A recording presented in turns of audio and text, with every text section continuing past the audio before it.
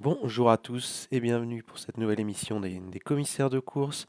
Aujourd'hui, c'était pas forcément prévu au programme, mais vu l'annonce qui a été faite ce matin par la Movistar, je me suis dit que j'allais faire une petite pastille de 5 minutes, pardon, pour vous évoquer.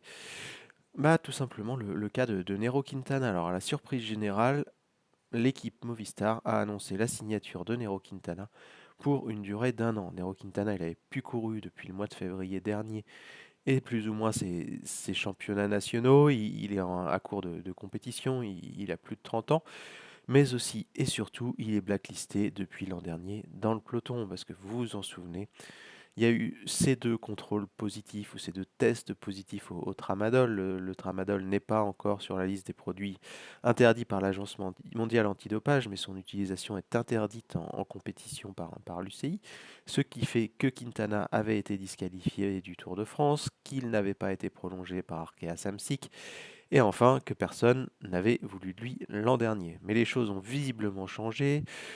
On ne sait pas quelles sont les motivations de la Movistar. En tout cas, c'est un choix qui est regrettable, très regrettable même pour ne pas dire plus.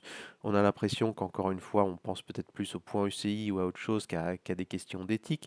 Parce que très clairement, Nero Quintana, il a été testé positif au tramadol. C'est quelqu'un qui a donc utilisé un produit qui est interdit en compétition par l'Union cycliste internationale. Donc il y a eu une volonté d'utiliser un procédé qui n'est pas autorisé.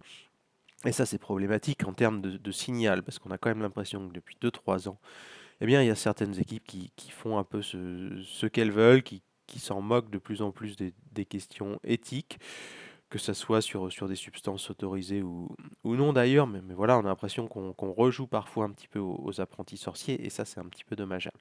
Et en termes de signal, comme je le disais, prendre Nero Quintana, qui a plus de 30 ans et pour lequel on n'a pas de grande certitude sur son niveau sportif, c'est quand même assez, je trouve, problématique et on verra ce que ça donne l'an prochain au sein de la Movistar. Moi, personnellement, j'espère que ça sera un flop gigantesque parce que je trouve que ça fera une belle leçon donnée à Eusebio Unzoe. J'espère aussi qu'ASO activera ce qu'elle avait voulu faire avec Chris Froome, c'est-à-dire interdire à Nairo Quintana de participer à ces épreuves pour atteinte à son image, qui est possible selon moi. Après, je ne suis pas juriste, donc je ne sais pas comment ça peut se passer dans les faits, mais voilà, si on juge la présence de Quintana porte atteinte à l'image du Tour de France parce qu'il a été disqualifié de la grande boucle, peut-être qu'ASO peut jouer cette carte-là, j'espère que ça sera le cas. Ça peut paraître dur à certains, mais clairement, c'est le genre de personne que...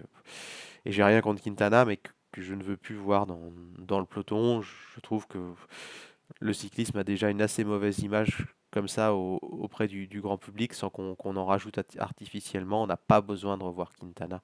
On n'a pas besoin de revoir des anciens coureurs qui ont été pris par la patrouille et quelles que soient les substances. D'ailleurs, on rappellera aussi que Quintana, même si pour l'instant ça n'a rien donné, il y avait eu des perquisitions aussi lors du Tour de France précédent, son contrôle au tramadol. Donc voilà, une très très mauvaise nouvelle que ce retour de Quintana dans le peloton. Un très très mauvais signal envoyé. J'espère que les managers et les coureurs prendront le micro tout simplement pour exprimer leur désaccord par rapport à ça. C'est terrible en termes d'image.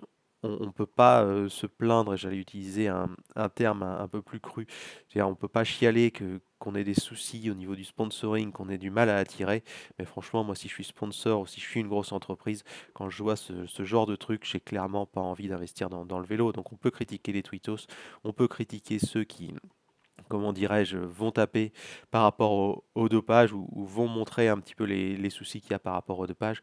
Mais les premiers responsables, c'est ceux qui, comme la Movistar, font le choix délibéré de prendre des coureurs qui étaient blacklistés et qui ont été disqualifiés du Tour de France. Donc désolé pour le coup de gueule, mais c'est quand même assez problématique et je trouve qu'on va droit dans le mur et que certaines équipes n'en ont même pas conscience, on dirait, et si elles en ont conscience, c'est encore pire. Bref, très belle journée à vous, on se donne rendez-vous à 18 h pour la presse du Tour de France 2024. Ciao.